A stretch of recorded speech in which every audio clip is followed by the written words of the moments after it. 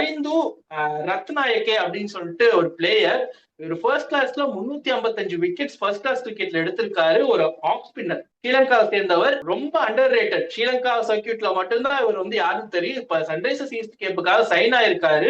T20ஸ்லயுமே இவருடைய performance 59 இன்னிங்ஸ்ல 73 wickets எடுத்திருக்காரு. Lankan premier லீக்ஸ்ல இவருடைய பெர்ஃபார்மன்ஸ் சூப்பரா இருந்திருக்கு. அண்ட் ஒரு ஹேண்டி பேட்டரும் கூட. 120 ஸ்ட்ரைக் ரேட்ல ஆடுவாரு, நல்லா சிக்ஸர்ஸும் அடிப்பாரு. ஃபர்ஸ்ட் கிளாஸ்ல மோர் தென் 350 விக்கெட்ஸ் 355 விக்கெட்ஸ் எடுத்திருக்க ஒரு பிளேயர். 10,000 பால்ஸ்க்கு மேல போல் பண்ணிருக்காரு. Still unknown. இவரை வந்து ஒரு ஸ்பின் ஆப்ஷனா இவர் ஆல்ரெடி அல்லாஹ் இருக்காங்க, சென்வரன் முத்துசுவாமி இருக்காரு. மேபி நான் வந்து இன்னுமே சொல்றேன், போலன் பார்க்குக்கு போகும்போது எல்லா டீமும் இந்த ஸ்பின் ஆப்ஷன் 4 ஸ்பின்னர் எடுத்துட்டு போனா கூட ஆச்சரியப்படுறதுக்கு இல்ல.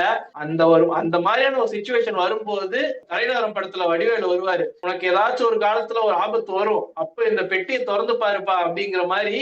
அந்த பெட்டியை வந்து எந்த இடத்துல வச்சிருக்காங்க அப்படின்னா, தரிந்து ரத்நாயகே ஸ்ரீலங்காவை சேர்ந்த ஒரு லெஜெண்டரி ஸ்பின்னர் எடுத்துட்டு வர போறாங்க.